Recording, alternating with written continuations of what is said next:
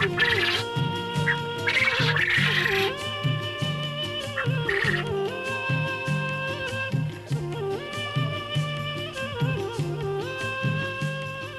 भाषामा कोयल भनिने यो चरोलाई स्थानीय भाषाहरूमा कतै बट्टाई र कतै कतै बटेर पनि भनिने गरिन्छ। बट्टाई एक जङ्गली चरा भए तापनि यसलाई नस्ल सुधार गरी बेलायत, जर्मनी, फिलिपिन्स, जापान आदि देशहरूमा धेरै अघिदेखि पाल्न सुरु गरिएको हो तापनि हामी कहाँ विगत 2 वर्ष यतादेखि यसलाई व्यावसायिक रूपमा पाल्ने कार्य सुरु भएको छ।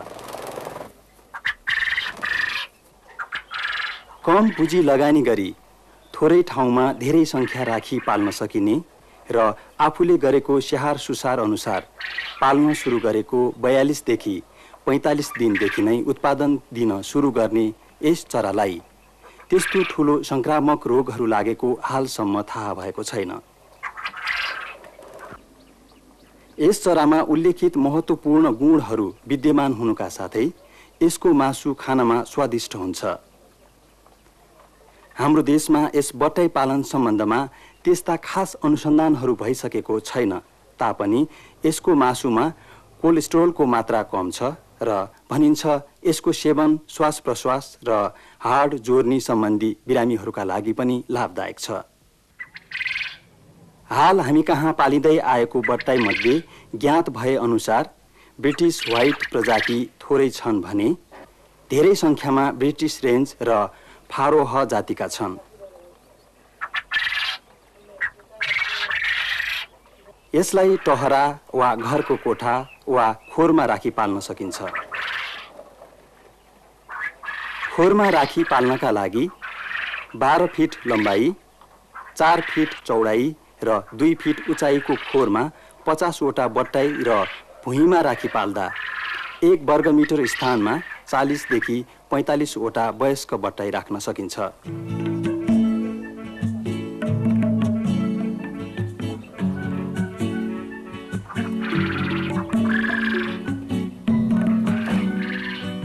बट्टाई पालनका लागि चल्ला हुर्काउने कोठालाई राम्ररी सफा गर्नुका साथै 4% को फर्मालिन झोलद्वारा उपचार गरिनु पर्दछ र भुइँमा 2 इन्च जति बाक्लो हुने गरी 1 इन्च लामो हुने गरी काटिएको परालको टुक्रा वा धानको भुस ओछ्याइन्छ। पछि यो भुस मलमा परिणत भएपछि यसलाई बेचेर थप आय आर्जन हुन्छ।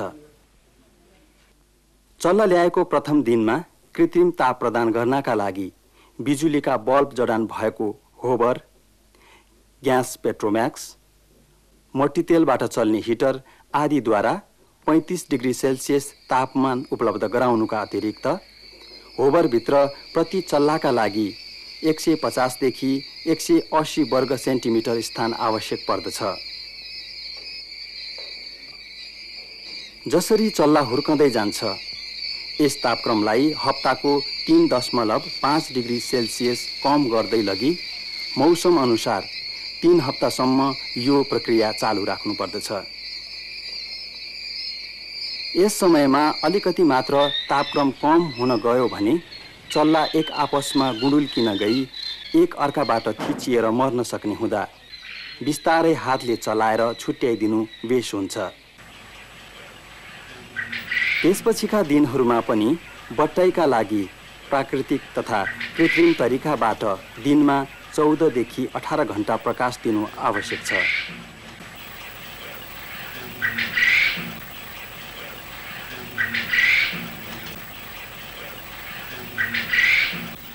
बट्टाई चरामा चल्ला उत्पादन गर्ने क्षमता नगण्य हुने हुँदा हाल कृत्रिम तरिकाले चल्ला काट्ने मेसिनद्वारा चल्ला उत्पादन गरी बिक्री वितरण हुँदै आएको छ। यसमा बट्टाई पालकहरू विशेष सावधानी हुनु आवश्यक छ। बट्टाईको सो वंशमा अर्थात् इनब्रिडिङ प्रक्रियाद्वारा उत्पादित चल्लाको मासु उत्पादन क्षमता क्रमशः घट्दै जाने हुँदा वंशानुगत गुण कायम रहेका भाले पोथीद्वारा उत्पादित चल्ला मात्र खरिद गरी लिनुपर्ने हुन्छ।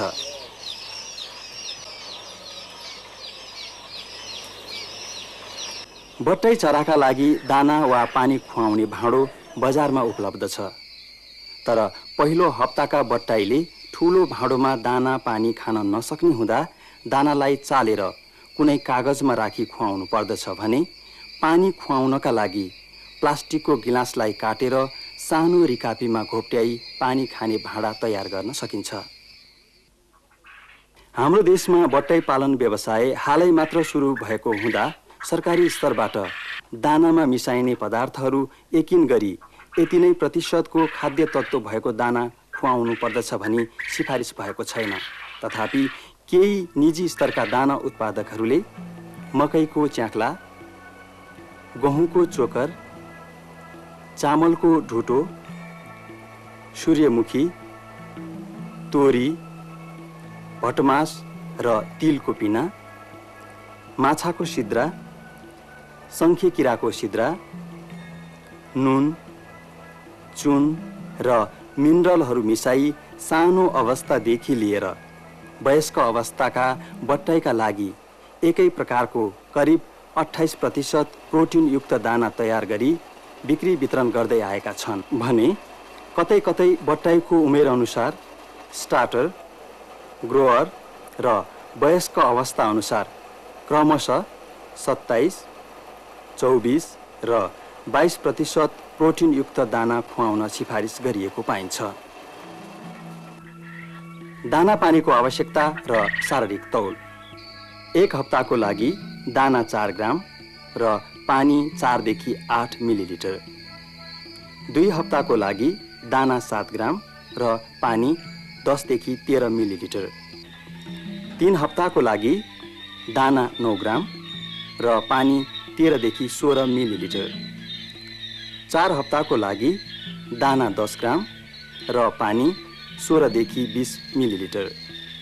5 हप्ताको लागि दाना 16 ग्राम र पानी 20 देखि 25 मिलिलिटर। 6 हप्ताको लागि दाना 20 ग्राम र पानी 20 देखि 25 मिलिलिटर र 7 हप्ताको लागि दाना 25 ग्राम र पानी 50 मिलिलिटर। बट्टाइको लागि दाना र पानीका भाँडाको लागि स्थान क्रमशः 0.5 इन्च र 0.25 इन्च आवश्यक पर्दछ। यी साना चल्लाहरूलाई धाराबाट प्राप्त हुने पानी सोझै नदिई पानीलाई उमालेर अर्थात् पानी उमाल्न नसकिने अवस्थामा ब्लिचिङ पाउडर, फिटकिरी, पोटास जस्ता पानीमा रहेका कीटाणु नाश गर्ने औषधिहरू आवश्यक मात्रामा प्रयोग गर्नु राम्रो हुन्छ।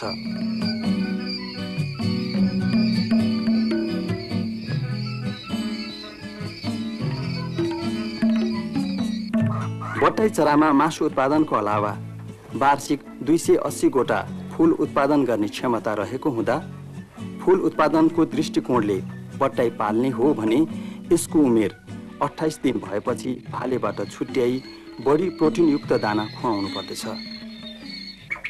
भाले बट्टाईको घाँटीदेखि मुनतिरको भाग गुलाबी रातो हुने र पोथी बट्टाईको सो भाग कालो र खैरो टीका हुने आधारमा बाहिरी आकृति हेरेर नै बट्टाईको भाले पोथी छुट्याउन सकिन्छ।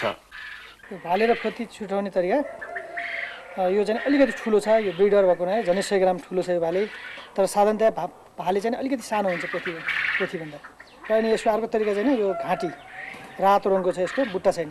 पोथीमा यहाँ घाँटीमा बुट्टा हुन्छ र त्यसपछि यसको अर्को थाहा पाउने तरिका चाहिँ यसको अन्डकोश हुन्छ, यो चाहिँ माथिबाट निस्केको हुन्छ, पोथीको हुँदैन। पोथीको यो अग्लो भाग निस्केको हुन्छ। यो दुईवटा तरिकाबाट पोथी चिन्ने तरिकाहरूमा यसको घाँटीको भाग यस्तो बुट्टा बुट्टा हुन्छ, भालेको रातो थियो र यो चाहिँ अलि मोटो हुन्छ। अलि मोटो भन्नाले झन्डै 350-400 ग्रामको हुन्छ। यसको अन्डकोश जस्तो भाग यसको यहाँ चाहिँ हुँदैन। अगाडि भालेको यहाँ उठेको थियो अन्डकोश जस्तो भाग, तर यसको चाहिँ सम्म छ, केही पनि छैन। पोथीको चाहिँ सम्म छ र यी दुईवटा तरिकाबाट छुट्याउन सकिन्छ। 3 हप्ताको उमेरदेखि बट्टाई एक आपसमा जुझ्ने, चुच्चोले माटो खोस्रिनुका साथै एक अर्कालाई ठुँगेर क्षति पुर्याउन सक्ने हुँदा डिबिकर यन्त्रद्वारा चुच्चो काटिदिएमा यो क्रिया हुन पाउँदैन।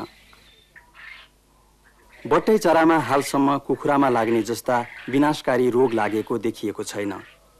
तापनि बट्टाईलाई अन्य चराबाट टाढा राख्ने, बिरामी बट्टाइलाई छुट्टै राख्ने, मरेको चरालाई गाड्ने, सुली सफा गर्ने, भुइँ सफा र सुक्खा राखी डायरिया र कक्सिडियोसिस रोगहरूबाट बच्नका लागि यथोचित उपायहरू गर्नु मुनासिब हुन्छ।